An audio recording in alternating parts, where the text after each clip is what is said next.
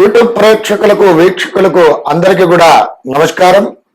ఈరోజు కార్యక్రమాన్ని ప్రారంభం చేసేటువంటి ముందు చక్కటి దైవ ప్రార్థనతో కార్యక్రమాన్ని ప్రారంభం చేసుకుందాం.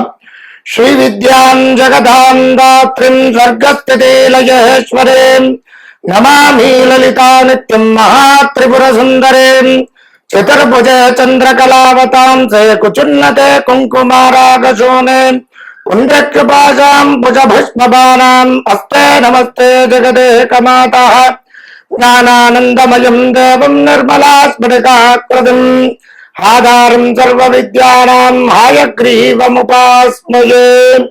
జై శ్రీమన్నారాయణ.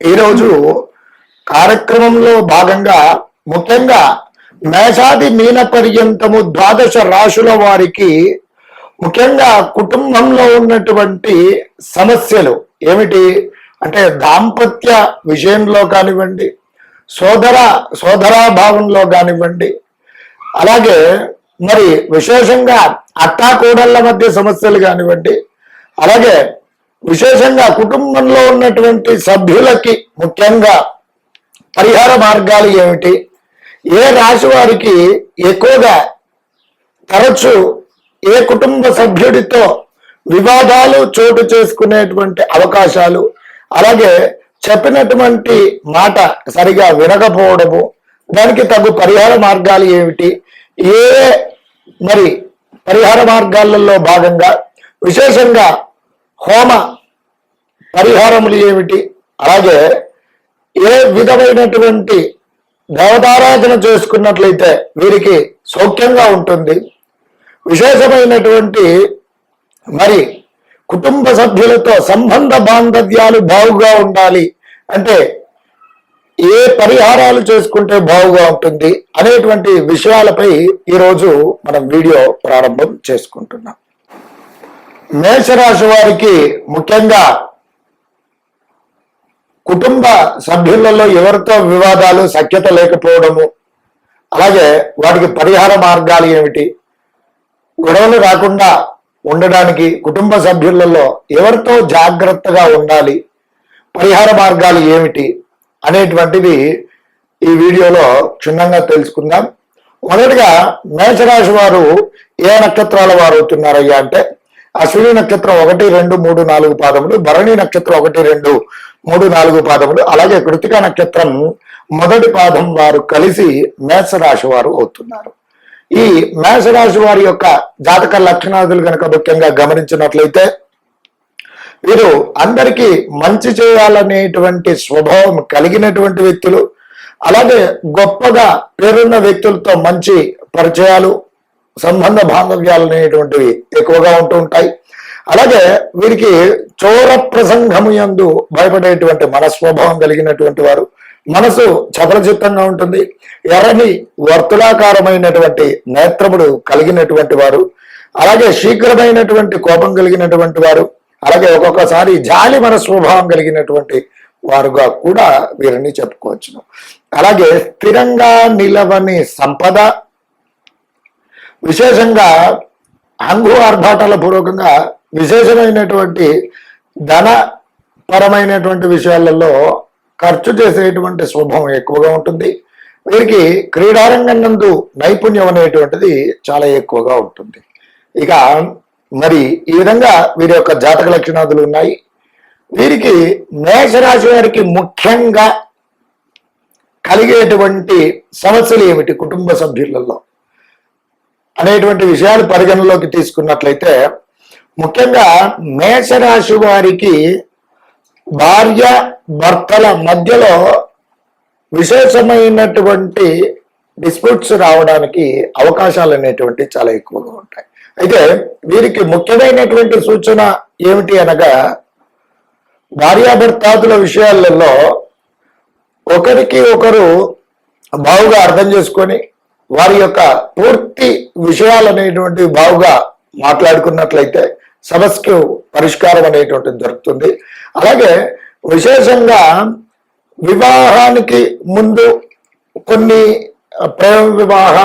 ప్రేమ వ్యవహార శైలిలో ఉన్నటువంటి సంబంధాల పూర్వకంగా వివాహం తదుపరి మేషరాశి వారు విశేషంగా సమస్యలు ఎదుర్కొనేటువంటి అవకాశాలు చాలా ఎక్కువగా ఉన్నాయి. కాబట్టి ఈ విషయాలలో అతి జాగ్రత్త వహించి వివాహానికి ముందే ముఖ్యంగా వధూవరులు క్షుణ్ణంగా మాట్లాడుకొని వివాహం చేసుకున్నట్లయితే మరి సంబంధ బాంధవ్యాలు అనేటువంటివి బాగుగా ఉంటాయి. అలాగే ఇక ముఖ్యంగా ఈ మేషరాశి వారు సంతానపరమైనటువంటి సమస్యలు కూడా ఎదుర్కొనేటువంటి అవకాశాలు ఉంటాయి. అంటే వీరు పుత్రికాదులతో మేషరాశి వారు విశేషంగా కొన్ని సమస్యలు ఎదుర్కొనేటువంటి అవకాశాలు ఉంటాయి. అలాగే విశేషంగా గర్భస్రావం జరగడం కానివ్వండి, అలాగే మరి సంతానపరమైనటువంటి సమస్యల రీత్యా వీరు ఇబ్బందికర వాతావరణము సమస్యలు, అలాగే వీటి పూర్వకంగా ఇంట్లో ఉన్నటువంటి అత్తమామ పోరు అనేటువంటిది పెరగడము, అలాగే భర్తతో కూడా సంబంధ బాంధవ్యాల రీత్యా తగు సమస్యలు ఏర్పడేటువంటి సూచనలు ఉన్నాయి. ముఖ్యంగా మేషరాశి వారికి భార్య భర్తాదుల వలన సమస్యలు, అలాగే పుత్రికాదుల వలన ఇంట్లో ఉన్నటువంటి మరి యజమాని రీత్యా సమస్యలు అనేటువంటివి చాలా ఎక్కువగా ఉండేటువంటి అవకాశాలు ఉన్నాయి. కాబట్టి ఈ విషయాల్లో ముందుగా అతి జాగ్రత్త వహించి మరి కొన్ని విషయాలు క్షుణ్ణంగా పరిగణలోకి తీసుకొని వీరు వధూవరులు, అలాగే మరి ఎవరైతే దంపతులు ముఖ్యంగా ఉన్నారో వారు ఈ మేషరాశి వారు తగు రీతిగా ఆలోచించి తగు సమస్యలకు పరిష్కారం వెతుక్కోండి. అలాగే ముఖ్యంగా మేషరాశి వారికి రాశినాథుడైనటువంటి అంగారకుడి యొక్క అనుగ్రహం అనేటువంటిది తప్పకుండా ఉండి తీరాల్సిందే. మరి కుజుడు, అంగారకుడు అంటే కుజుడు, ఈ మేషరాశి వారికి అధిపతి కుజుడు కావడం పూర్వకంగా ఇంకో సమస్య ఆర్థిక పరమైనటువంటి విషయాల రీత్యా కానివ్వండి, అలాగే మరి ముఖ్యంగా ఇంకా గనక చూసుకున్నట్లయితే రోగ సంబంధమైన అంటే అనారోగ్య సమస్యల రీత్యా కానివ్వండి, భార్యాభర్తల్లో వివాదాలు జరిగేటువంటి సూచనలు అనేటువంటివి ఉన్నాయి. కాబట్టి ఈ రీతిగా వ్యవహరించినట్లయితే మీకు ఈ సమస్యలు ఉన్నట్లయితే ముఖ్యంగా కుజుడికి ప్రతి మంగళవారము రోజున కుజగ్రహ జపానుష్ఠానం చేయండి. అలాగే కుజుడికి ప్రీతికరమైనటువంటి కందులతో కూడినటువంటి పదార్థాలు ఏవైనా సరే దేవాలయ ప్రాంగణంలో కానీ మరి ఏదైనా బయట మరి అనాథ వృద్ధ ఆశ్రమంలో కానివ్వండి చక్కగా కందులతో కూడినటువంటి పదార్థాలు దానం చేయండి. అలాగే ఎర్రని రంగు గల పండ్లు పేదలకు వృద్ధులకు పంచండి. అలాగే ఎర్రని రంగు గల దుస్తులు ప్రతి మంగళవారం కనుక ధరించినట్లయితే కుజుడి యొక్క అనుగ్రహం లభించి మనకు ఈ రీతిగా ఏది ఉన్నటువంటి సమస్యలు తొలగిపోయేటువంటి సూచనలు ఉన్నాయి. అలాగే ఈ మేషరాశి వారు ముఖ్యంగా అన్యోన్య దాంపత్య పాశుపత హోమము అనేటువంటిది ఒకటి ఉంది. దాని రీత్యా ఆ అన్యోన్య దాంపత్య పాశుపత హోమం ఒకసారి జరిపించండి. అలాగే ప్రతి మంగళవారం రోజున ఒక 9 మంగళవారములు శివుడికి ఏకవార రుద్రాభిషేకం జరిపించినట్లయితే యోగకారకమైనటువంటి ఫలితాలు తప్పకుండా పొందుతారు. ఈ రాశి వారు ప్రతి నిత్యము కూడా పఠించవలసినటువంటి నామజపం ప్రతి నిత్యం 27 సార్లు పఠించండి. పఠించినట్లయితే ఈ మీ సమస్యల రీత్యా ఉపశమనం అనేటువంటిది కలుగుతుంది. ఏమిటనగా ఓం హ్రీం లక్ష్మీ నారాయణాయ నమః అనేటువంటి నామజపాన్ని ప్రతి నిత్యం 27 సార్లు అనుసంధించండి. ఉత్తమోత్తమైనటువంటి ఫలితాలను పొందండి. నమస్కారం.